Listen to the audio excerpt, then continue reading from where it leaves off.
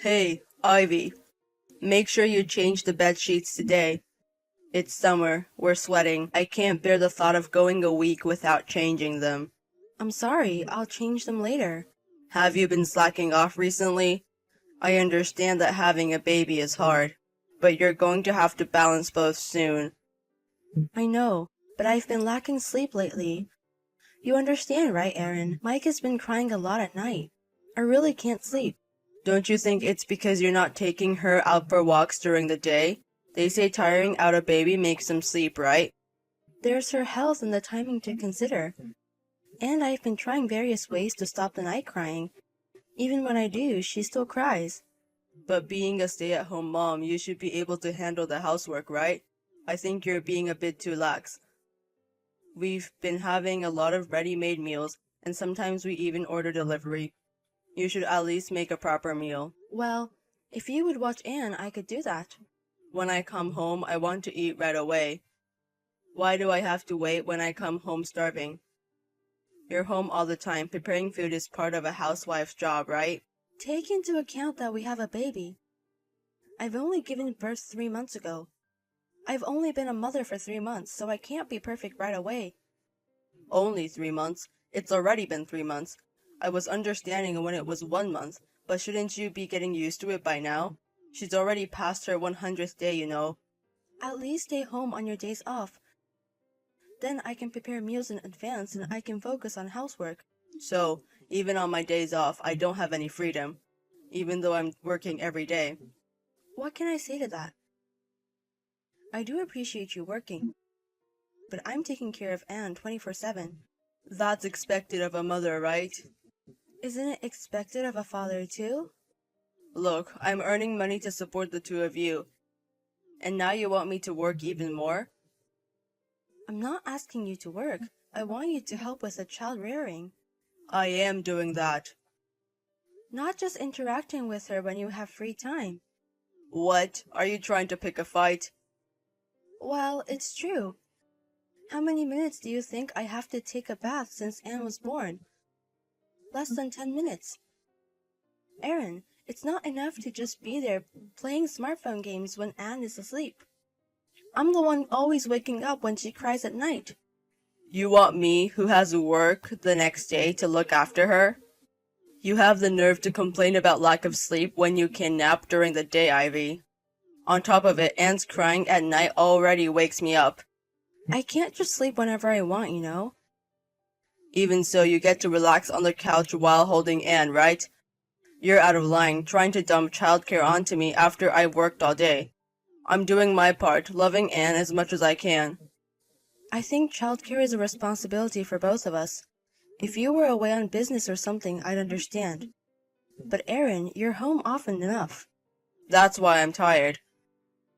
I'm tired too, you know. You're really spoiled, Ivy. There are people out there who manage to raise children all by themselves.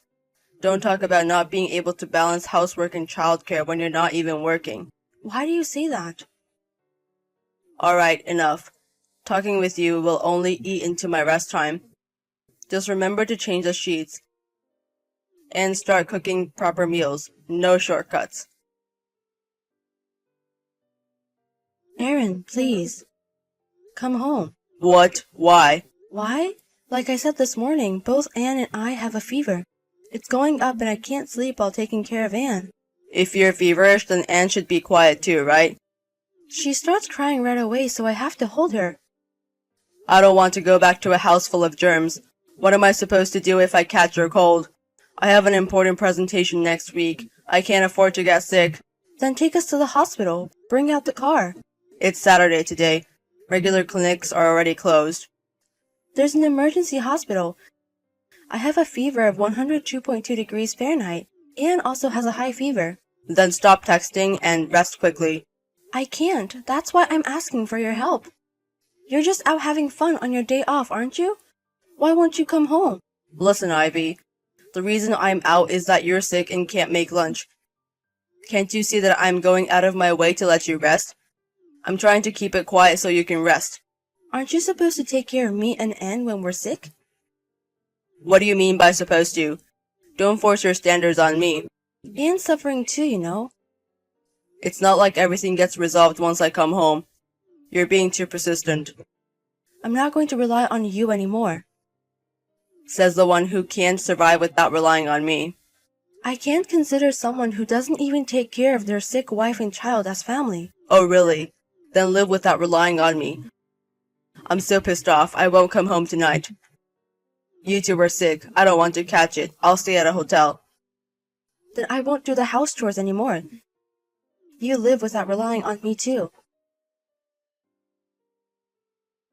Ivy, I haven't seen you around lately. What are you doing? Stop slacking off on the house chores. Is that all you've got to say after finally getting in touch? You're not worried about the high fever I had? If you wanted me to worry, you should do your own job properly. Where did you go? You're able to go out and have fun even though you're skipping chores because of a cold. Being a housewife is indeed quite a privilege. You should be the one to stop it. What's with your tone? Aaron! Your wife and child are gone. What? Who are you? I'm your mother. Mom? You're lying, right? No, it's true. What do you mean Ivy and Anne are gone? You left a seriously ill Ivy and went out to have fun, didn't you? Afterwards, I got a call from Ivy and I quickly took her to the hospital. Both of them were admitted immediately. Then both of them are fine, right? Ivy and Anne are alive, right? It's your fault for leaving them alone. Enough with that. Don't joke around with such a stupid lie. They're fine, right?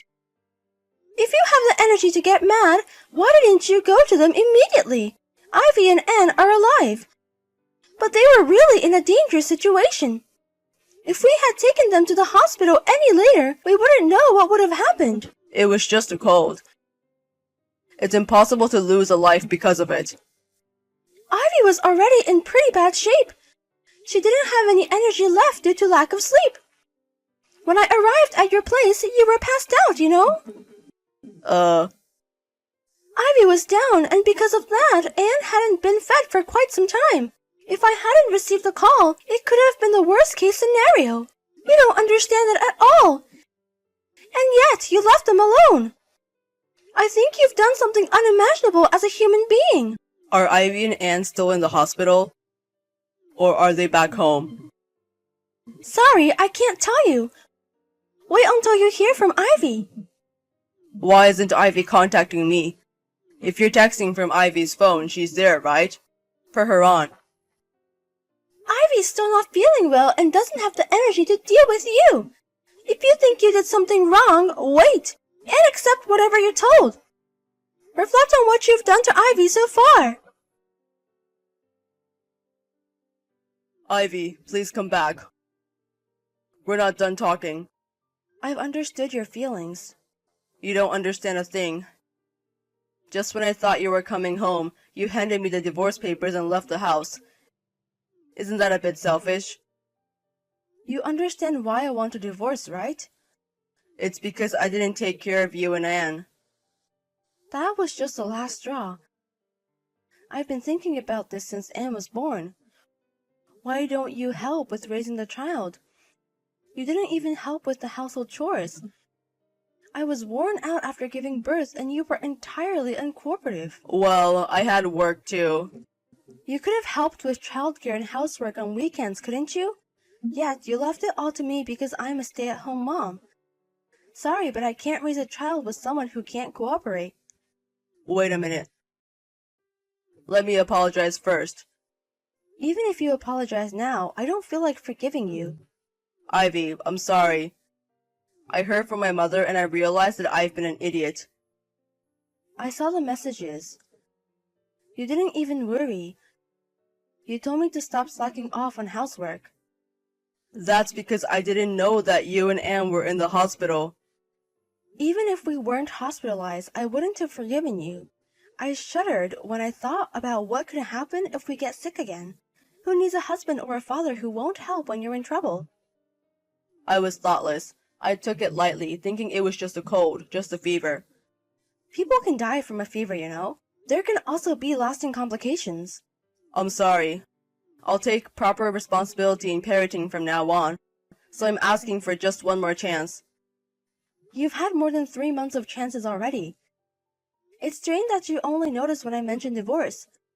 I've told you countless times. I've asked for help with the housework and child-rearing. And yet, Aaron, you never lifted a finger. It's your fault.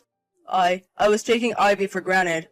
After that, I had a talk with my mom about how hard parenting really is, and I truly regretted my behavior.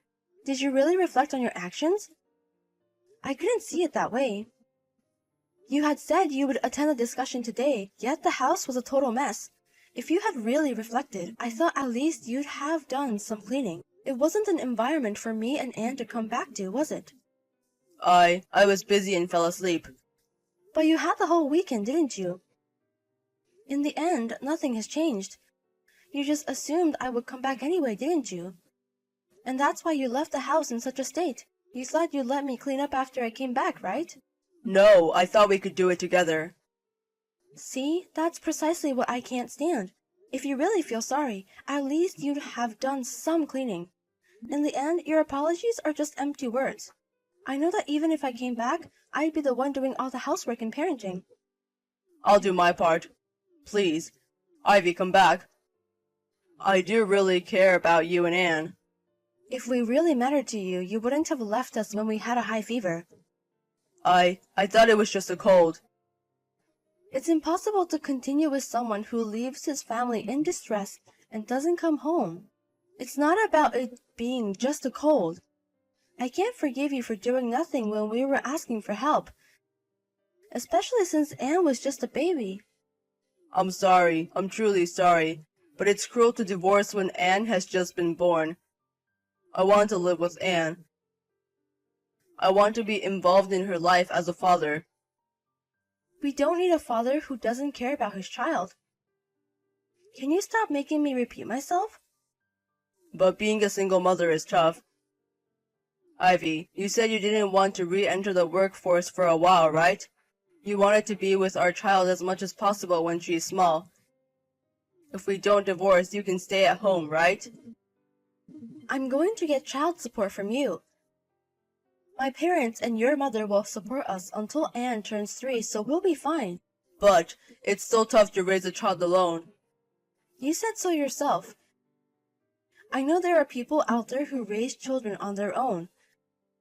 I'm prepared for that now. I'm sorry. I truly intend to change from here on out. You don't have to do anything for me anymore. But if you have any sense of responsibility as a father to Anne, don't cut her out. So, you're saying we're getting divorced? I really regret everything. I'm trying to change. I don't have any trust or love left for you. I can't live without you and Anne. I keep going because you and Anne are here with me. Please, don't abandon me. You were the one who abandoned us first. You're the one who told me not to rely on you. Don't expect me to forgive you now. You really do have a spoiled way of thinking. We've had several discussions about divorce since then. We've agreed to separate for 1 year now. Despite the awful things he's done, he's still our daughter's father. I thought it wouldn't matter if he had no relationship with me anymore. But if he has any responsibility as a father, I want him to face our daughter sincerely. Of course we plan to divorce after a year, but we've decided to give him a chance as a father. Ever since we separated, my husband visits our home every day and takes care of Anne. He's honestly more like a father now than when we were living together. That doesn't mean I'm ready to forgive what he's done and said. I know there will be more difficulties ahead, but I want to establish a solid foundation for life now. I intend to create an environment where I can raise my daughter on my own. And if I ever feel it's too hard to do it alone, I'll ask my parents and my mother-in-law for support. I'll make sure to take good care of my daughter so she doesn't feel lonely. I'm sure my relationship with my husband will never go back to the way it was. But as a father, as a mother, I want to give everything I can as a parent to our daughter with all my heart.